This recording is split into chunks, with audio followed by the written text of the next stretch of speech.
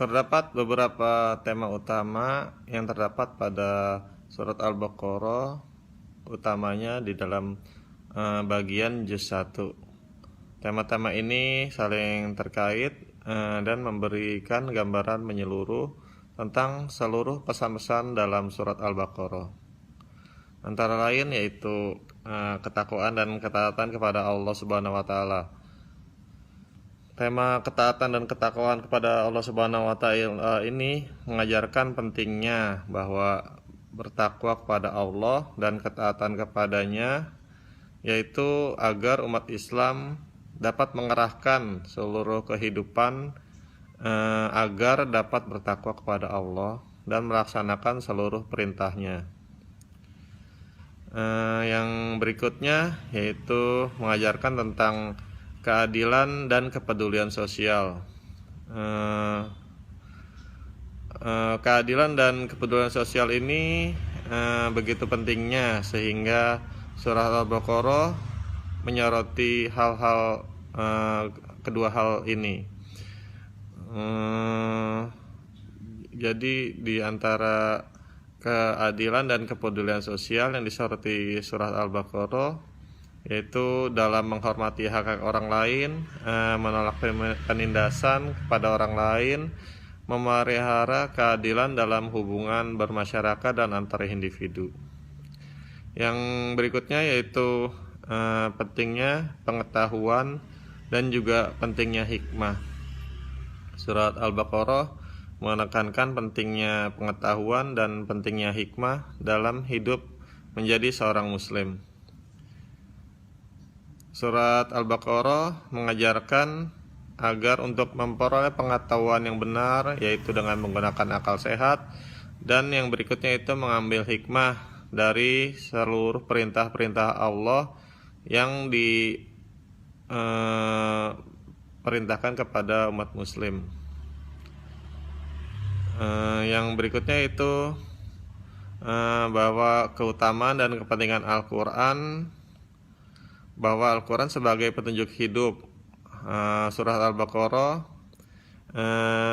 menekankan kepada pentingnya umat muslim agar membaca, memahami, dan juga mengamalkan Al-Quran sebagai sumber utama dan pedoman hidup dalam kehidupan sehari-hari kita sebagai umat muslim.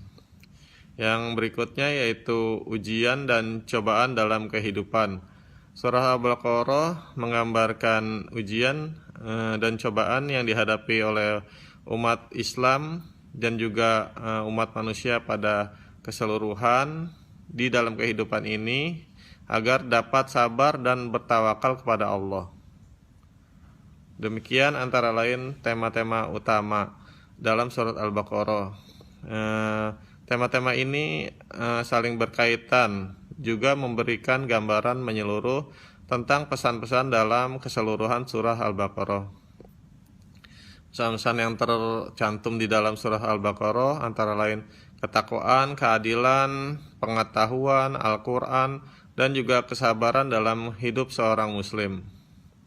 Surah Al-Baqarah juz 1 ini memberikan pedoman untuk mengatur kehidupan individu dan mengatur kehidupan bermasyarakat dalam ajaran Islam, yaitu dengan menekankan kepatuhan kepada Allah Subhanahu wa taala dan penghargaan terhadap hak-hak antara sesama manusia. Demikian jawaban dari soal nomor 1. Pesan dan pelajaran moral yang dapat dipetik dari ayat 36 dan 37 antara lain sebagai berikut. Kesadaran telah melakukan kesalahan. Jadi Nabi Adam dan Siti Hawa setelah melanggar perintah dari Allah dengan memakan buah khuldi tersebut, mereka langsung segera menyadari kesalahan mereka. Kesadaran akan mengakui kesalahan ini adalah langkah awal.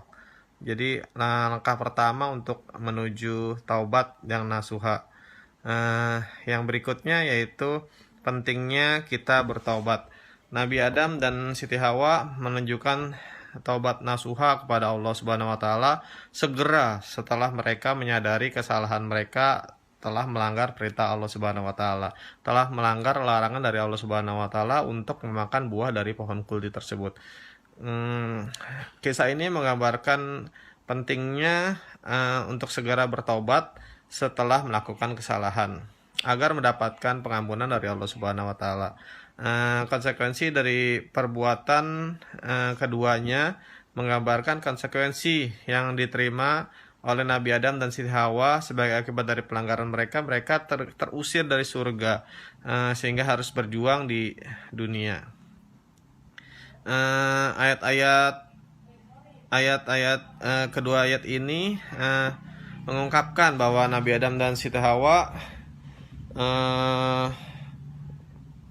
sebelumnya tidak menyadari keberadaan musuh yaitu setan yang menggoda mereka untuk melakukan pelanggaran terhadap larangan dari Allah Subhanahu wa taala.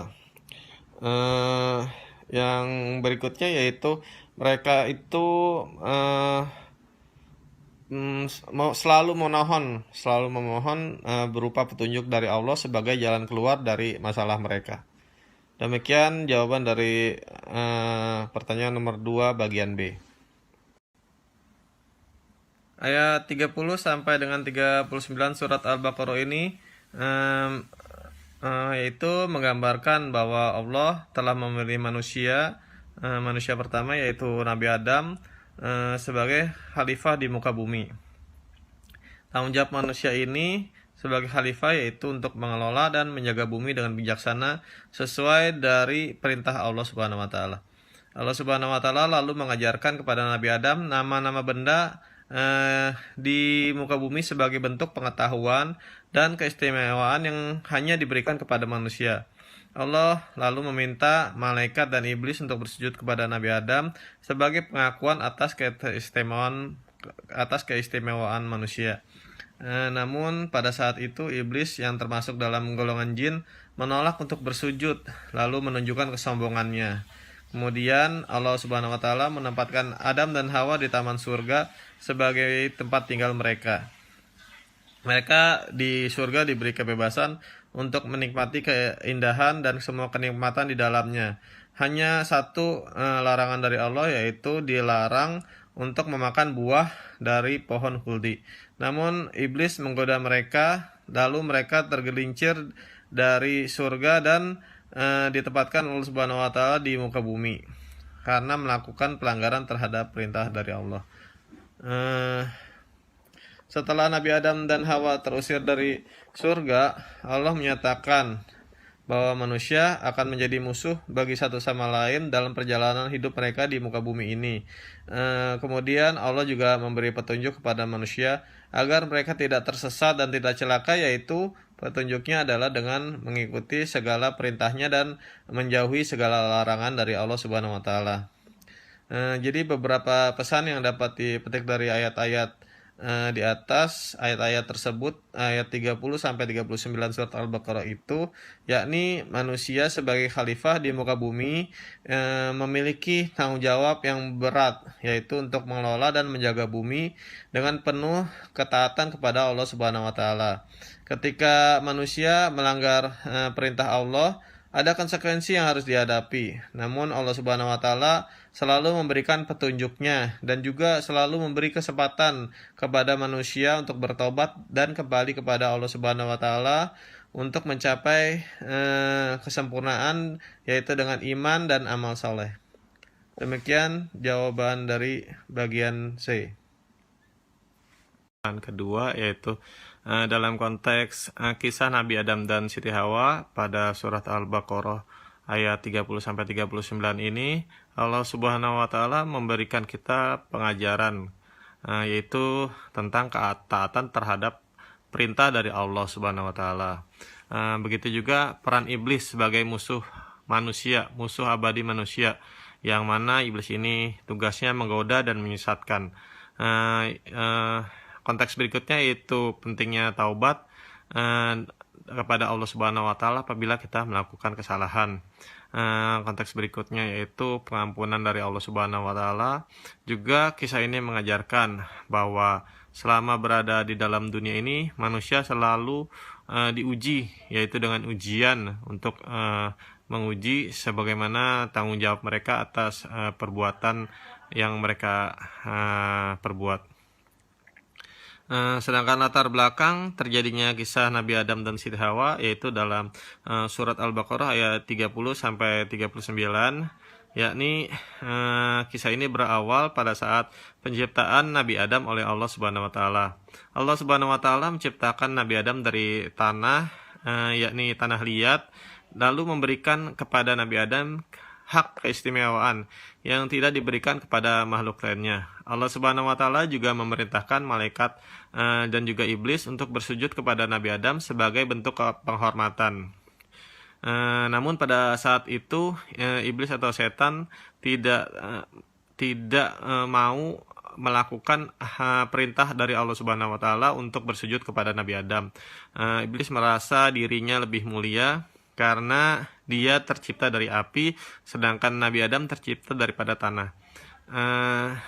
Pembangkangan iblis dan penentangan ini yaitu dinyatakan dengan keinginannya, selanjutnya dinyatakan dengan keinginannya untuk menyesatkan anak manusia sebanyak mungkin. Di kisah berikutnya, yaitu setelah iblis keluar dari surga, Nabi Adam dan Siti Hawa ditempatkan di surga oleh Allah Subhanahu wa taala. Mereka diberi kebebasan untuk menikmati semua hal yang ada di dalam surga, semua keistimewaan di surga mereka nikmati. Hanya perintah satu dari Allah Subhanahu wa taala, yaitu mereka dilarang untuk memakan buah dari satu pohon yang ada di surga. Nah, berikutnya iblis selalu memanfaatkan kesempatan itu lalu menggoda Siti Hawa, bahwa dia berjanji bahwa apabila memakan buah ini, dia menggoda kepada Siti Hawa, apabila memakan buah ini maka Nabi Adam dan Siti Hawa akan mendapatkan keabadian dan juga kekuasaan. Siti Hawa tergoda lalu ikut membujuk Nabi Adam agar memakan buah tersebut. Mereka berdua pun memakan buah tersebut. Lalu akibat perbuatan mereka ini Allah Subhanahu wa taala mengganjar dengan dikeluarkannya mereka berdua dari surga ke alam dunia, yaitu di bumi ini. Sementara hikmah yang bisa kita petik dari kisah ini antara lain yaitu pentingnya kita taat kepada Allah Subhanahu wa taala dengan segala perintahnya dan segala larangannya. Di kisah Nabi Adam dan Siti Hawa ini keduanya mengalami konsekuensi yang berat. Bagaimana tidak berat, dari hidup mereka yang serba mudah di surga, mereka harus berjuang di bumi yang semua mereka harus perjuangkan. Mereka harus bekerja untuk mendapatkan perkehidupan. Hikmah yang berikutnya yaitu kita harus waspada terhadap godaan iblis. Jadi seperti dijelaskan di sebelumnya bahwa iblis itu sudah menyatakan niatnya bahwa dia akan menyesatkan sebanyak-banyaknya anak manusia agar mengikuti jalan iblis dan tidak agar jauh dari jalannya Allah Subhanahu wa taala. Hikmah berikutnya yaitu pentingnya agar kita bertaubat.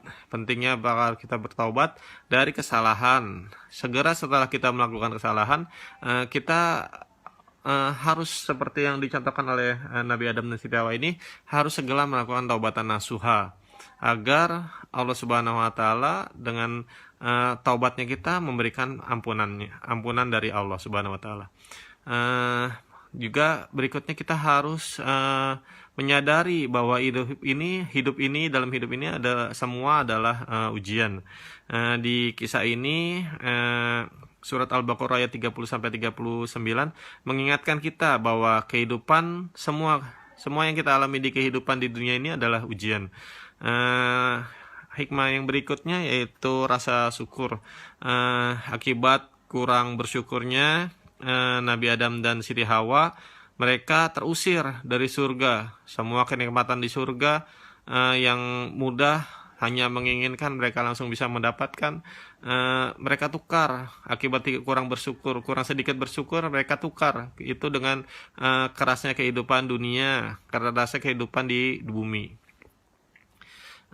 Jadi dari kisah Nabi Adam dan Siti Hawa pada surat Al-Baqarah ayat 30-39 ini banyak memberikan hikmah-hikmah seperti yang tadi sebelumnya sudah saya jelaskan. Demikian jawaban dari soal nomor 2A.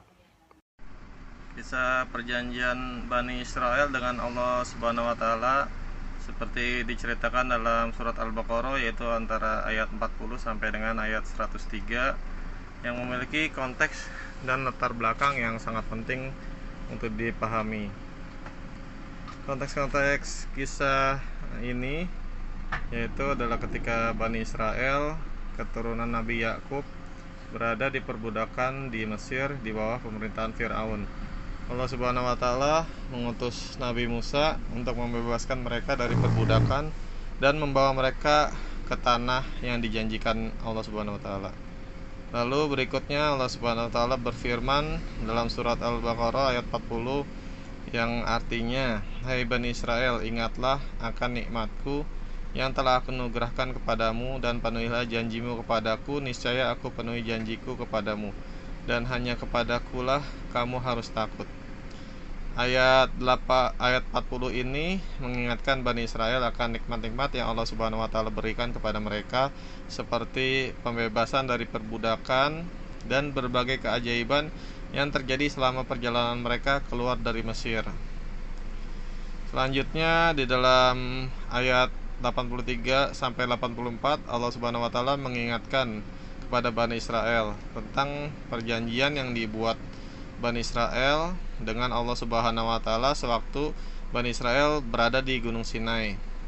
Allah Subhanahu wa taala berfirman, "Dan ingatlah ketika kami mengambil janji dari Bani Israel, janganlah kamu menyembah selain Allah dan berbuat baiklah kepada kedua orang tua, kerabat, anak-anak yatim dan orang-orang miskin, dan ucapkanlah kata-kata yang baik kepada manusia."